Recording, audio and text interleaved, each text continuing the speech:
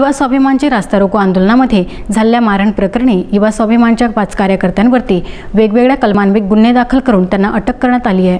विदर्भाचे नंदनवन असलेल्या चिखलदरा येथे पर्यटकांना आकर्षित करण्यासाठी चिखलदरा येथील रस्ता हा मोठा आणि व्यवस्थित करण्याचे कार्य जादू कंपनीला देण्यात आलेले आहे। हे कार्य सुरू करण्यात आले होते तेव्हापासून या कार्यामध्ये राजकीय आणि सामाजिक हे वातावरण तंग झालेले आहे। अनेक राजकीय नेत्यांनी हे कार्य योग्य पद्धतीचे नसल्याचे सांगून या ठिकाणी भेटी दिलेल्या आहेत। याच अनुषंगाने युवा स्वाभिमानच्या वतीने रास्ता रोको आंदोलन करण्यात आलं होतं। आंदोलनाच्या वेळी युवा स्वाभिमानच्या कार्यकर्त्यांनी कंत्राटदारांच्या काही व्यक्तींना मारझोड केली, त्यामुळे परतवाडा चिखलदरा रोडवरील वाहतूक बराच वेळ ही ठप्प झाली होती। हे रास्ता रोको आंदोलन का व कशा प्रकारे करण्यात आले याचे उत्तर अद्यापही प्रशासनाकडे नाही किंवा प्रशासनाला त्याबाबत कुठल्याही प्रकारची माहिती नव्हती असे सुद्धा समजते। मात्र या प्रकरणामध्ये युवा स्वाभिमानच्या अनेक कार्यकर्त्यांवरती गुन्हे दाखल करण्यात येऊन त्यांना अटक सुद्धा करण्यात आल्याची माहिती परतवाडा पोलीस स्टेशनचे ठाणेदार यांनी दिलेली आहे। त्यांच्यावरती वेगवेगळ्या कलमान्वये गुन्हे सुद्धा दाखल करण्यात आलेले आहेत। 29 रोजी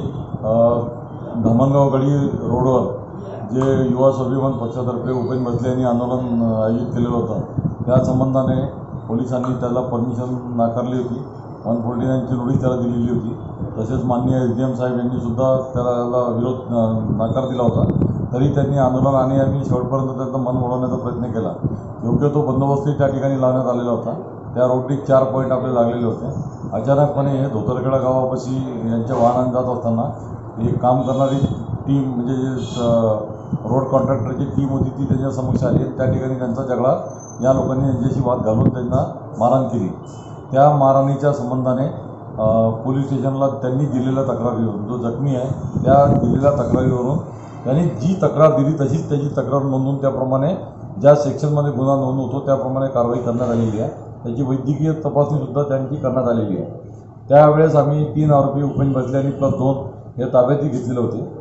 आणि या घटनेच्या तपासामध्ये जेव्हा व्हिडिओ पाहिला आणि त्यामध्ये जे काही 3 आरोपी पुन्हा निष्पन्न झाले आणि या प्रकरणी आपण रॉयटचा गुन्हा ॲड करण्यात आला आणि त्याबाबतची माहिती त्या दिवशी कोर्टाला सुद्धा देण्यात आली आहे की याच्यामध्ये हे सेक्शन वाढलेले आहे। जखमीचं जे प्राथमिक सर्टिफिकेट मिळालेलं आहे त्याप्रमाणे आम्ही या ठिकाणी सेक्शन लावलेले आहे।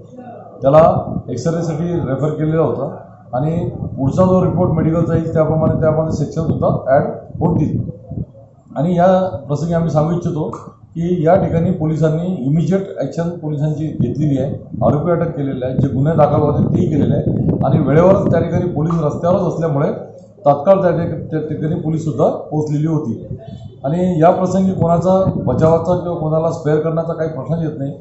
ज्यांनी जो गुन्हा केलेला आहे, ज्यांनी गुन्हा केला आहे ते आरोपी आहेत आणि त्यांना आम्ही आरोपी त्या ठिकाणी केलेले आहेत। इथं प्रश्न कोणता येतच नाही आणि पोलिसांच्या पर्यंत जो कायद्याचं ज्यानं उल्लंघन केलं त्याच्याविरुद्ध निश्चित कारवाई होईल। या ठिकाणी आमचा जो काही पार्ट पोलिसांचा इन्व्हेस्टिगेशनचा आहे तो निपक्षपातीपणाचा आहे।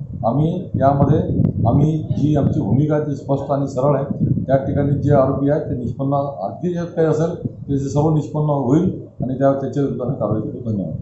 युवा स्वाभिमानचे पक्षश्रेष्ठी म्हणजेच खासदार नवनीत राणा आणि आमदार रवी राणा आता या प्रकरणामध्ये काय भूमिका घेतात याकडे सर्वसामान्य जनतेचे लक्ष लागले आहे। परतवाडा येथून पंकज साबू तर चिखलदरा येथून मारुती पाटणकर यांचा हा वृत्तांत।